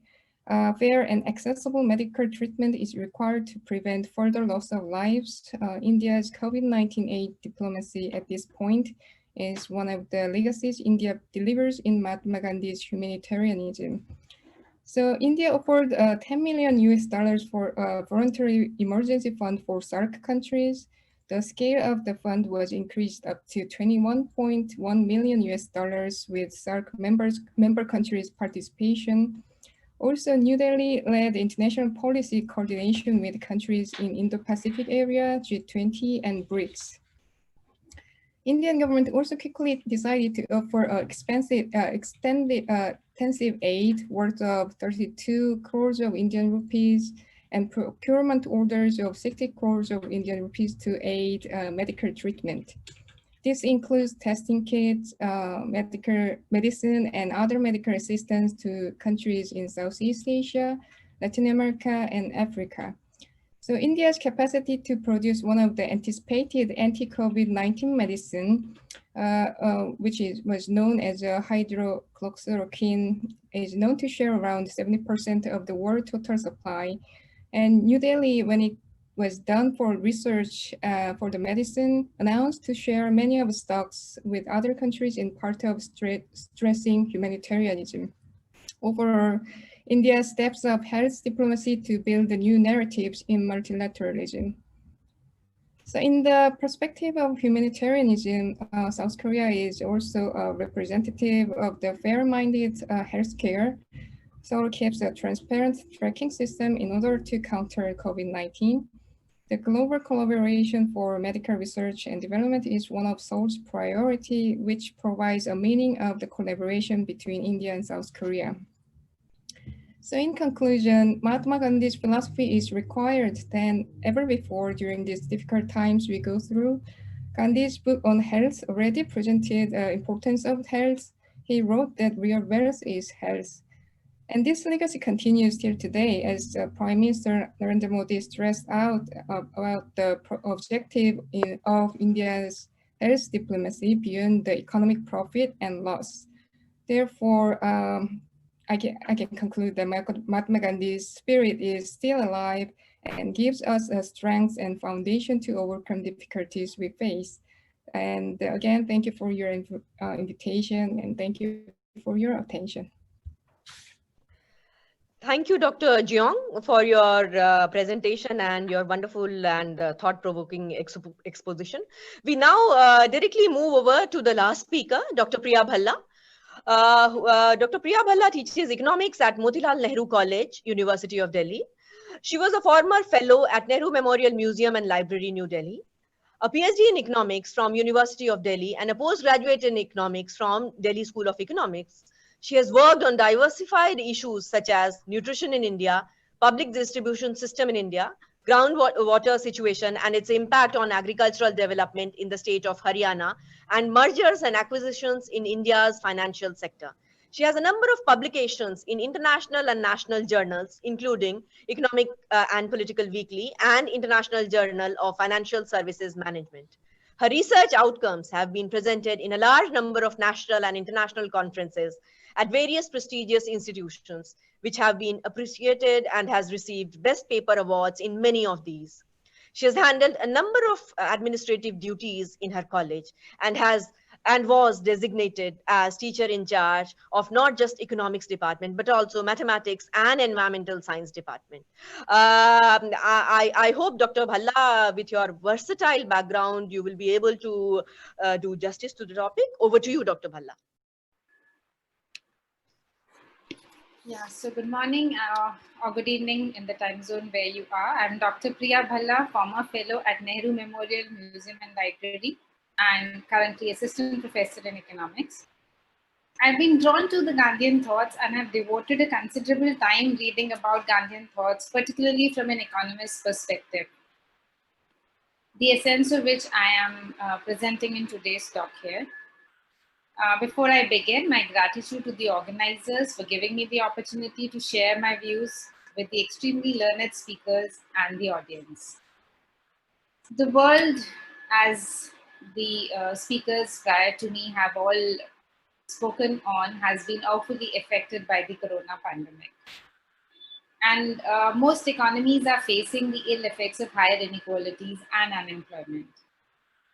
The present global landscape portrays international tensions and conflicts among the nations on the forefront, particularly USA and China over the virus transmission, border conflicts among nations such as China and India, climate change discussions, and the inability to allay global emissions in the wake of rising emission and forest fires in California and Brazil, trade wars, and other conflicts in the post-COVID-19 world order. As a consequence of all this, terror and tension is all pervasive. In such a scenario, Gandhi's thoughts on working for poor and marginalized, peace and non-violence, environment and sustainability, all are so pertinent at this point of time. There is no better time than this to discuss the emerging world order and tracking the directions which take us towards the Gandhian way. Corona has been more like a watershed event, as it has brought sweeping transformation in the way we live, work, eat, breathe, socialize, and even conduct international symposiums. And certainly some of this is for the better. But all this while, since the corona outbreak has occurred, over a period of around 6 months, there are a number of occasions when I have recollected M.K. Gandhi's thoughts, who is regarded as one of the biggest votaries of voluntary suffering, sacrifice, truth, morality, and non-violence. And I maintain that his words are so valid even today. My talk today is based around these times of recollection. First things first. The coronavirus is said to have originated from the wet markets in China, wherein a number of organisms are sold to be consumed. This immediately brings to our mind the fact that Gandhi was a strict vegetarian and avoided all meat and animal products. He continued to exercise restraint even when the consumption of non-vegetarian food had become essential for his survival. For instance, during his stay in London in extreme cold conditions and his travel period, and at other times in life when he was recommended by the doctors. So if the world would have adopted Gandhi's vegetarianism plea, the virus perhaps would not have been conceived and caused immense misery, as it is causing today to the old, comorbid, poor, migrants, and daily laborers. Many of you may find this to be purely coincidental and random, but there are other compelling arguments I have to offer to assert the relevance of the Gandhian thoughts. The second moment when I recollected Gandhian wisdom is when there was the announcement of complete lockdown and all the economic activity and movement was closed down in India. The movement of people via trains and air was restricted to spread the check of the virus. That was an event which had never occurred in our lifetimes before. It was then I recall Gandhi's word from his magnum opus, Hind Swaraj.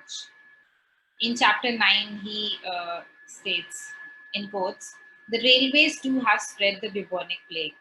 Without them, the masses could not move from place to place. They are the carriers of plague germs. Formerly, we had natural segregation." Quotes close.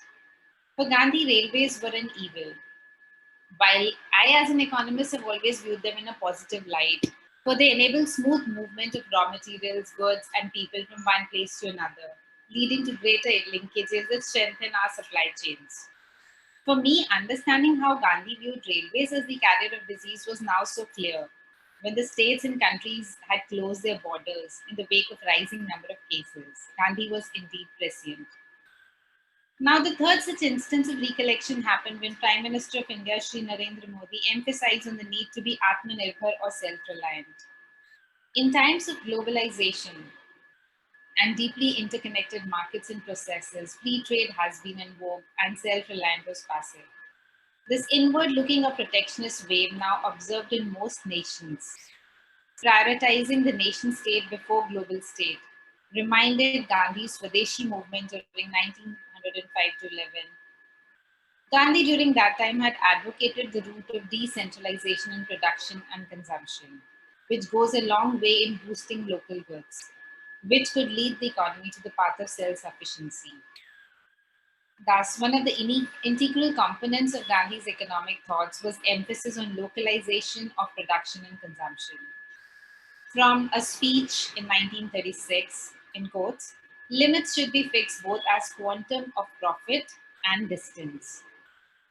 The proper thing would be to utilize rice where it is grown, My definition of Swadeshi is old, but it is valid. Only by following it can we evolve a new kind of economics. Even if we fail in this, we shall have succeeded. Quotes close. Decentralization resulting from the practice of localization also assists in easing the pressures of over-urbanization and too much industrialization in metros. The consequent easing of crowding and lessening of the density of population will enable better control of the virulent virus. This old medicine is now sold in a new name, Make in India, or more recently, Atmanirbhar Bharat. Fourth, a very naive observation that clean and sanitary living conditions go a long way in curtailing the transmission of virus. Gandhi's dream was to see clean and beautiful India, particularly the villages, which Gandhi romanticized the most. In Gandhi's writings, one can visualize a deep dream of ideal rustic life and to make villages as ideal living areas with particular emphasis on sanitation, waste management, diet, nutrition, health, physical exercise, as well as practicing yoga, Ayurveda, and naturopathy. The latter is an initiative today promoted by Ministry of Ayush, Department of Ayurveda, Yoga and Naturopathy, Unani, Siddha and Homeopathy. India needs to demonstrate its successful model to the world. Needless to say, more scientific research also needs to be devoted to these indigenous and traditional medicines. Fifth, Gandhi's incisive approach is the need of the hour. COVID-19 pandemic has widened the extent of disparities between the rich and the poor. It was Gandhi's moral philosophy that made him advocate the Daridra Narayan approach, with particular emphasis on the weakest. This inclusive approach is what is needed today with widespread malnutrition among the poor, marginal, and unemployed, who are worst affected in this crisis. Reproducing Gandhi's talisman in Alan Douglas' words, quotes, Gandhi's famous talisman relates directly to rewriting marginality.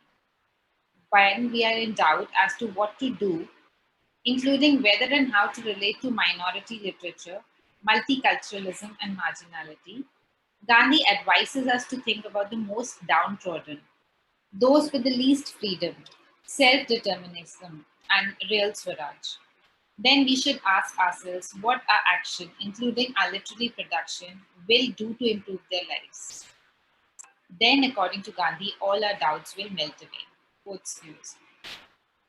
Moving on, effective utilization of labor in well-paid and dignified jobs was one of the foremost concerns for Gandhi.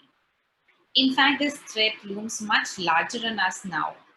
India is now in the midst of the rising supply of labor force, which is a consequence of the phase of the demographic dividend, which the country is currently passing through. The impact of COVID-19 has added phenomenally to the unemployment woes. The corona crisis has raised the concern for finding suitable employment opportunities, particularly for the daily laborers, migrants, small traders, and domestic servants. Last, but certainly not the least, is Gandhi's and Gandhians' concern for environment. Waste of mass and medical waste has increased many-fold in present times, requiring responsible management and disposal of waste.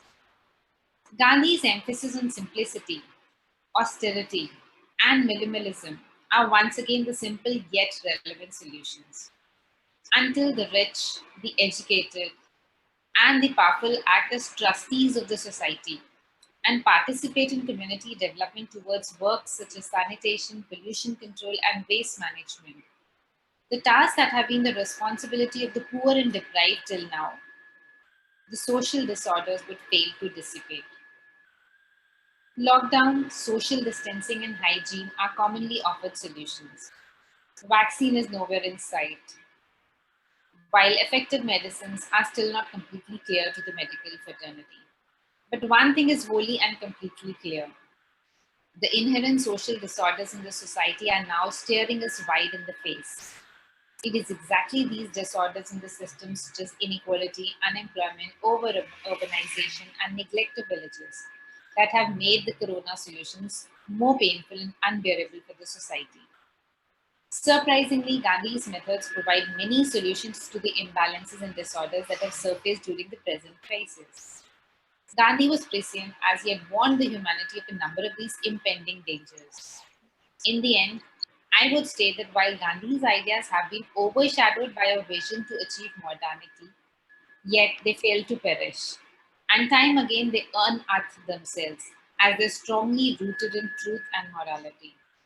I would like to conclude with what great Indian economist A.K. Dasgupta had said, in quotes, I feel convinced with the strife and tension the world is experiencing. That Gandhian way is the way if our planet is to survive. Quotes close. Thank you and wishing a best of health to all of you. Thank you. Thank you, Dr. Priya, for your insightful address and also focusing on Gandhi's concept of Swadeshi, his concept of decentralization and localization of the production, his inclusive approach to development, the concept of Antodaya, his talisman and all. Many, many thanks for bringing all this in your presentation. Let me just apologize to the participants. You might be having many questions, but we have already exceeded the time limit. We thought we'll be able to wind off by 5 o'clock, but we are just trying to skip the Q&A session. Otherwise, it will further extend for around an hour. So I once again apologize from the participants for just skipping the, away with the Q&A round. And let us now wrap up the discussion and give a great round of applause to all our most distinguished speakers, invited guests, and all the live participants.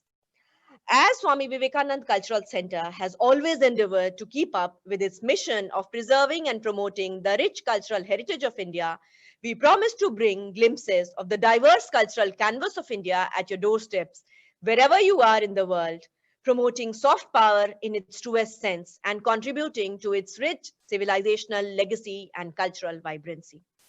At this time, when the whole world is experiencing an unprecedented crisis because of the spread of COVID-19 virus, social distancing, and lockdowns world over, the Cultural Center has initiated online activities in its endeavor to keep in touch with the students and Indian cultural enthusiasts in Republic of Korea. I'm sure today's International Symposium on Mahatma Gandhi would have further reinforced our hard-pressed attempts to connect with the hearts and minds of people in Korea. At this moment, I would like to acknowledge the support provided by the team of Swami Vivekananda Cultural Center and Embassy of India, Seoul, along with our most valued partner, the Institute of Indian Studies at Hankook University of Foreign Studies, Seoul. Thank you, Professor Kim, for collaboration and being present throughout the session. In the end, let me say to all the participants, please stay tuned to our social media handles for more updates about our upcoming events. And do write to us, giving your feedback and keep us informed about any new ideas and suggestions for deepening the cultural cooperation and people-to-people ties between the two countries of India and Republic of Korea. Thank you all. Thank you all for joining.